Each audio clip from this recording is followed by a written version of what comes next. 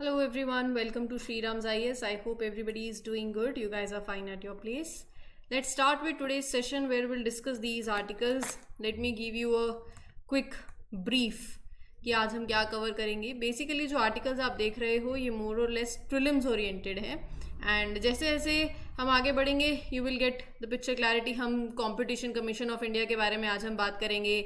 Will talk about Indo Pacific ocean initiative also, ये भी आपके प्रीलिम्स के लिए इंपॉर्टेंट है, right. Will talk about neglected tropical diseases की क्या होता है, why it is in news, this will discuss. So bongo सागर एक एक्सरसाइज है, कौन से दो देशों के बीच में होती है, ये डिस्कस करेंगे. Will talk about directorate general of trade remedies. So this also you can connect it with your prelims. ठीक है.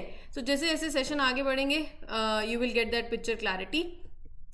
शुरू करते हैं आज का session without taking any time. So these are the articles as I have mentioned here. ठीक है जी. तो अपनी अटेंडेंस पहले तो फटाफट मार्क कर दो bye liking this lecture. You have comment section, you can share your feedbacks. Shriram IAS has been serving the nation since 1985. Also, those who are preparing for upcoming 2025 attempt, we have this previous year question की series जहाँ पर best faculties previous year questions cover करवा रहे हैं आपको, free of cost है and you can refer that. Those who are preparing for 2026, तो then also we have this UPSC foundation course जहाँ पर आपको basically GS 1-to-1 mentorship, CSAT, everything is taken care of, तो आप वो भी refer कर सकते हो. ठीक है.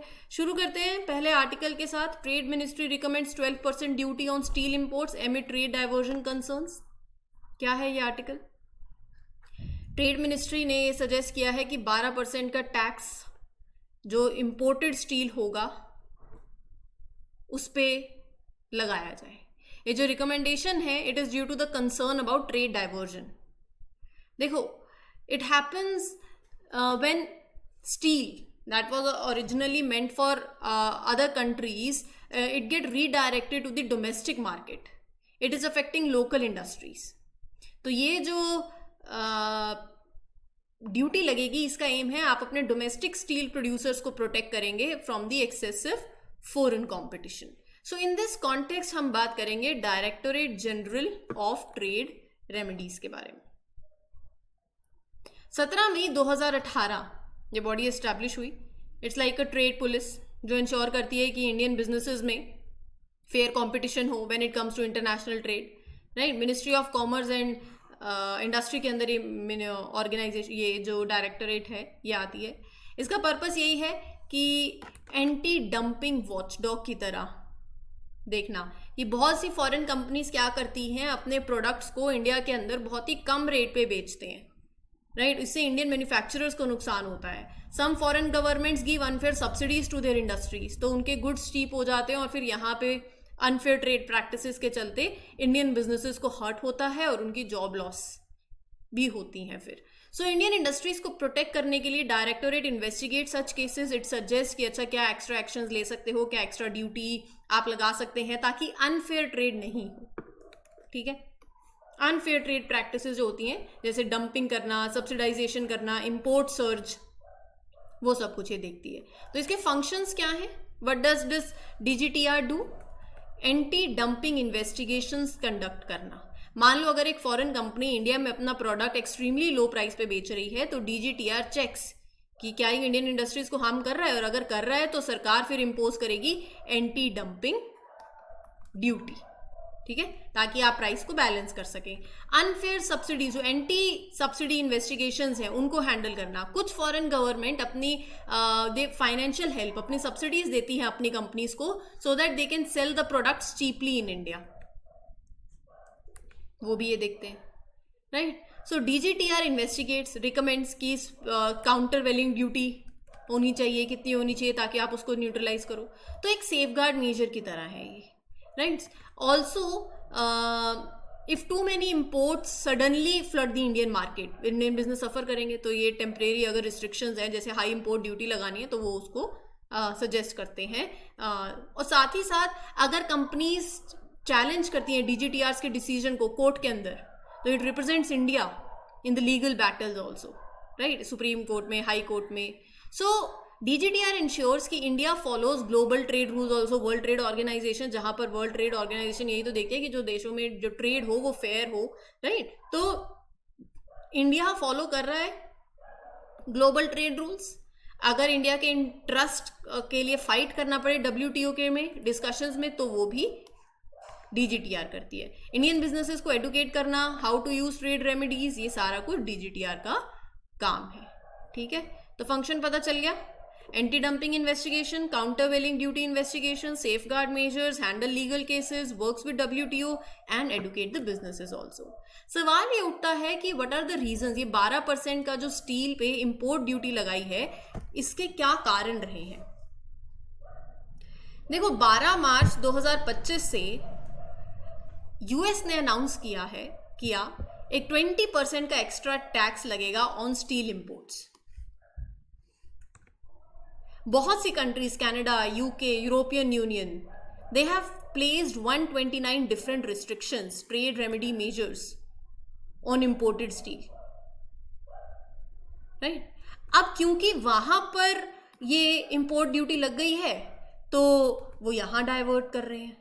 अब वो इंडिया में डाइवर्ट कर रहे हैं, तो इंडिया की मार्केट को नुकसान होगा, इंडियन स्टील मेकर्स को नुकसान होगा, क्योंकि उन्हें फिर वो जो फॉरेन स्टील है, वो जो चीप फॉरेन स्टील होगा, उनके साथ वो मार्केट में यहाँ पर फ्लड करेगा और फिर इंडियन मैन्युफैक्चरर्स को नुकसान ना हो, इसलिए एक तो ये किया गया है। जापान, साउथ कोरिया, ईस्ट में चलो थोड़ा सा, जापान, साउथ कोरिया, चाइना, वो जितना उन्हें यूज करना है स्टील उससे ज्यादा बनाते हैं। अब वो अपनी कंट्री में तो सेल नहीं करेंगे क्योंकि उनकी जो डिमांड है उससे ज्यादा है, तो वो एक्सपोर्ट करेंगे। और अगर इतना स्टील इंडिया में एंटर करेगा कम दामों पे, तो इंडियन स्टील प्रोड्यूसर्स को सर्वाइव करना मुश्किल हो जाएगा। तो ओवर कैपेसिटी जो स्टील प्रोड्यूसिंग कंट्रीज की है, they will flood the export market, और फिर इंडिया पे इंडियन गवर्नमेंट विल बेसिकली, अब दिस 12% की इंपोर्ट ड्यूटी से foreign steel will become costlier. Indian companies को प्रोटेक्ट करा आपने, और Indian government will earn more revenue from the tax also, ठीक है जी। आगे बढ़ने से पहले let me tell you, Shriram IAS has this geo political dialogues की सीरीज, जहां पर 2 best faculties they discuss the hot burning issues with them and they connect. Number of episodes are out, you can refer and have a look. इसके साथ साथ बहुत सी और भी series चल रही हैं, आप देख सकते हैं, आप रेफर कर सकते हैं। चैनल सब्सक्राइब कर लीजिए, you will get the notification of every session, ठीक है। इंडिया बांग्लादेश की, अब अच्छा हमने कुछ दिन पहले, अभी कुछ दिन क्या कल परसों, ये एक्सरसाइज वरुण के बारे में पढ़ा है। कौन से 2 देशों के बीच में होती है, मुझे कमेंट सेक्शन में जल्दी से बता देना। अब हम बात करेंगे बोंगो सागर 2025 एक्सरसाइज की। ये भी एक नेवल एक्सरसाइज है, ये बांग्लादेश और इंडिया के बीच में होने वाली एक्सरसाइज है, that took place in bay of Bengal recently. तो सब कुछ पता चली गया। इंडिया और बांग्लादेश के बीच में होती है ये एक्सरसाइज, एक नेवल एक्सरसाइज है, बायलैटरल है, दोनों देशों के बीच में होती है। तो ये बस टर्म्स हैं, कितनी बार हम पढ़ चुके हैं, किस लिए होती है। मैरीटाइम ऑपरेशंस में और ज़्यादा आप अपने स्पेक्ट्रम को ब्रॉड करेंगे, नॉलेज शेयरिंग होगी, you will exchange the techniques, operational expertise, right, and it will develop high level interoperability. 2019 में इट वॉज कमेंस्ड और 2025 का ये 5th एडिशन है। हमारी तरफ से INS रणवीर पार्टिसिपेट करेगी, राइट। तो ये जो दोनों नेवीज हैं, कोलैबोरेटिव रिस्पॉन्स दोनों देशों के बीच में आएगा। दे विल शेयर जो भी मैरीटाइम सिक्योरिटी चैलेंजेस हैं, दोनों देश आपस में शेयर करेंगे, रिश्ते और नेवल टाइज स्ट्रांग होंगे, बेटर सिक्योरिटी होगी बे ऑफ बंगाल के अंदर, राइट, और इमरजेंसी में रिस्पॉन्स भी फास्ट आएगा। तो यहाँ पर बहुत सी एक्सरसाइज इन्वॉल्व है, underway replenishment and communication drills and cross bordering, surface firing, जैसे you are practicing this firing weapons at the sea, tactical maneuvers, how to move the ship in formation, underway replenishment, मतलब जब आप ship को कैसे refuel करेंगे while they are still moving, visit board search seizure, जो suspicious ships हैं, the training sailors to board those suspicious ships, कोई illegal activities हो रही हैं उसको चेक करना, to take control if needed, कैसे शिप्स आपस में कम्युनिकेट करेंगी, टीम क्विज फॉर ऑफिसर जहां पर टेस्टिंग नॉलेज होगी, there will be knowledge testing of naval strategies. So ये सारा कुछ होने वाला हुआ, ठीक है। Now let's talk about neglected tropical disease. India is progressing towards eliminating this political support से, कम्युनिटी इन्वॉल्वमेंट से और रीजनल कॉपरेशन से। ठीक है, ट्रॉपिकल डिसीज से तो पता चल ही रहा है कि हम एक ट्रॉपिकल एरिया की बात कर रहे हैं। इंडिया में ट्रॉपिक ऑफ कैंसर कहाँ से पास करता है, कौन कौन सी स्टेट से पास करता है, मुझे कमेंट सेक्शन में बताना। ठीक है, अब यहाँ इक्वेटर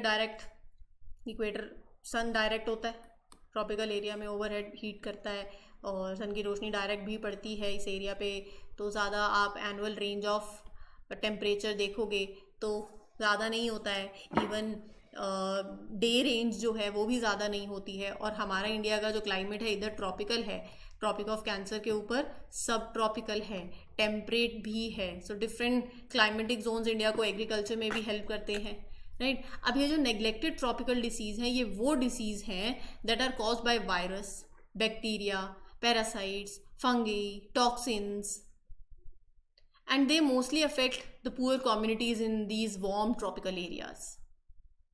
मतलब क्या ये ऐसे पुअर कम्युनिटीज़ को देखती हैं? अच्छा फिर नहीं, सुनो पहले। नेग्लेक्टेड इसलिए बोलते हैं क्योंकि इन्हें इन डिसीज़ेस को वो अटेंशन नहीं मिल पा रही है, वो फंडिंग नहीं मिल पा रही है as compare to other major diseases, जैसे मलेरिया है, टीबी है। टीबी पे हमने कल परसों बात करी थी।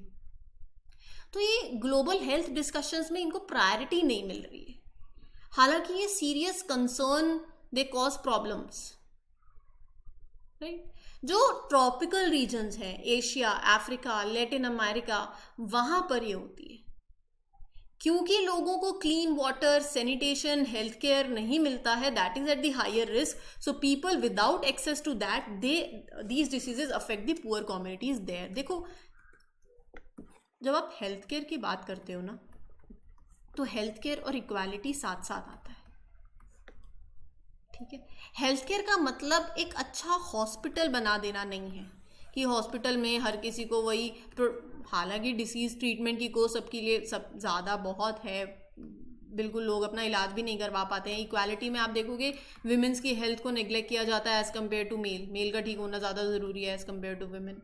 आज भी ये सोच है। अब हेल्थ केयर का मतलब अच्छे हॉस्पिटल बना देना, डॉक्टर्स होना, primary tertiary health care services देना, सिर्फ ये नहीं है। हेल्थ केयर सबसे पहले आता है जिसमें आप हो किस लिए रहा है, बीमारी क्यों हो रही है, क्योंकि आपको साफ पानी नहीं मिल रहा है, सैनिटेशन नहीं है, तो ये बेसिक एम्यूनिटीज ठीक कर दो, राइट। क्योंकि ये आप नेग्लेक्टेड ट्रॉपिकल डिसीज सबसे ज़्यादा किसको अफेक्ट कर रही है?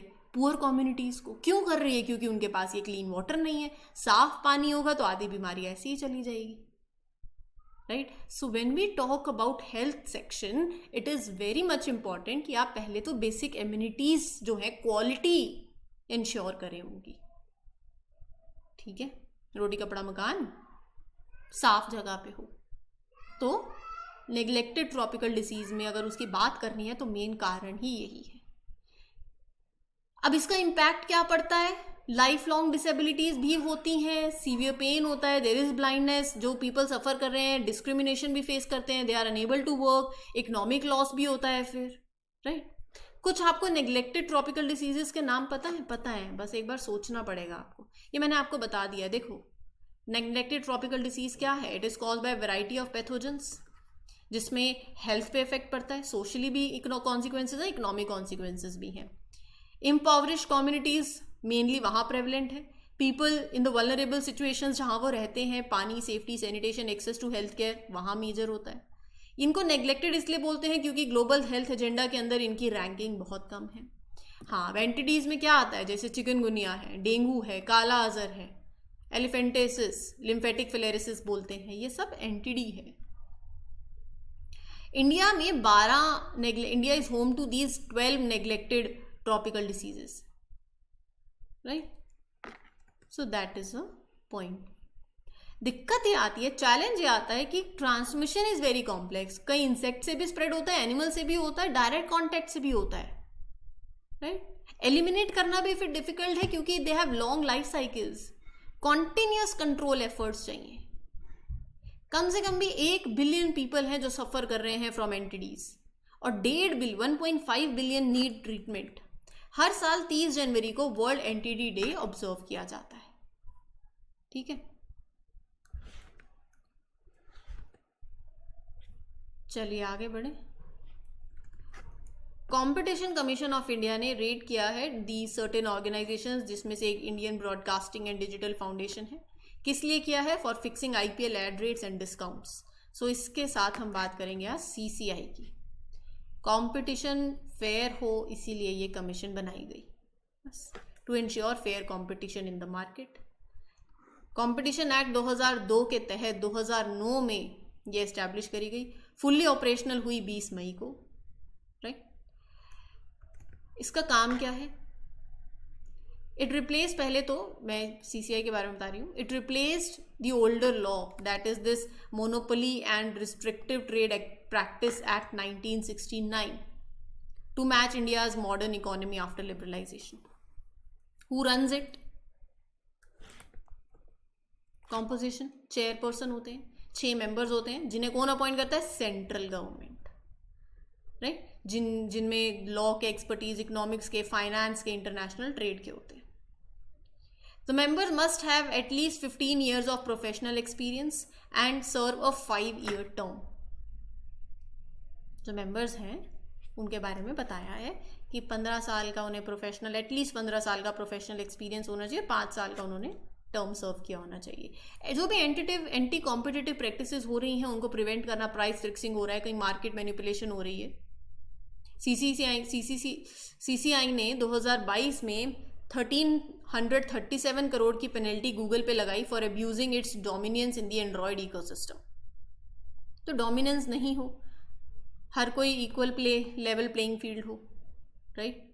अनफेयर प्ले नहीं हो, प्रिडेटरी प्राइसिंग के थ्रू नहीं हो, right. So CCI, these are certain examples जो आप यूज कर सकते हो। CCI investigated Apple for controlling the payments inside its app store also, right. Merger और एक्विजिशन फेयर हो, जब 2 कंपनीज मर्ज कर रही हैं तो CCI checks if this reduces the competition या फिर इट क्रिएट्स अ मोनोपोली।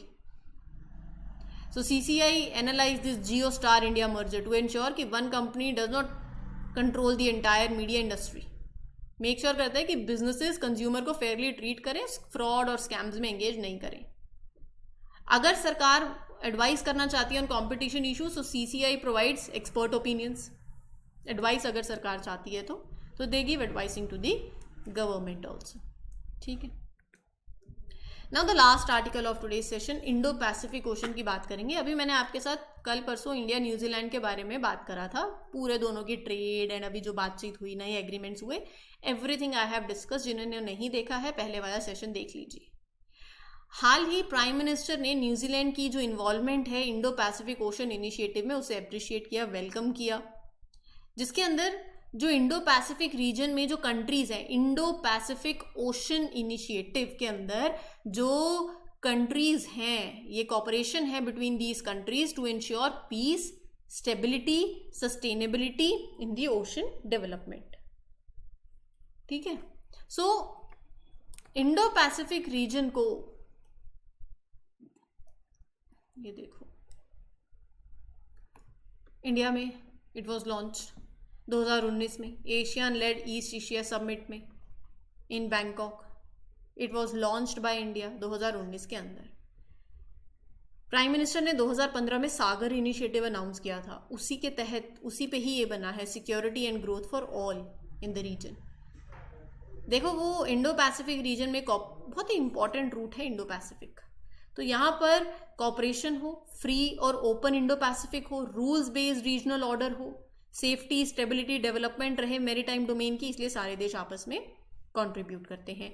एक non treaty based voluntary arrangement है, नहीं, कॉमन अंडरस्टैंडिंग और एक्शंस और शेयर्ड इंटरेस्ट पे बात चलती है यहाँ पर। It does not envisaged a new institutional framework and leans heavily on EAS mechanism. समझ रहे? नहीं समझ रहे? कोई बात नहीं। Instead of creating a new group, this Indo-Pacific Ocean Initiative builds on this existing mechanism that is East Asia Summit, right? जिसमें Asian और उसके पार्टनर्स आते हैं। So there are these 7 pillars maritime security इसी के पिलर्स हैं, right, जिसमें India and UK they ensure safety in the ocean. Maritime ecology में leading countries Australia, Thailand. Maritime resources में फ्रांस, इंडोनेशिया। तो ऐसे करके देयर आर 7 पिलर्स। इंडिया किस में आता है ये आप देख। तो यहाँ पर ये इनिशिएटिव हेल्प करता है, कंट्री साथ में काम करती हैं ताकि इंडो पैसिफिक रीजन फ्री रहे, ओपन रहे, स्टेबल रहे, ओशन के रिसोर्सेज को सस्टेनेबली यूज किया जाए, protecting the environment also, and you enhance trade and security cooperation among the countries. ठीक है जी। So this was the whole lecture. I hope things are clear. Any doubt you can ask me in the comment section, and for more such videos do subscribe to the channel. This is your mentor Arzu Kakkar signing off. Happy learning. All the best. Thank you.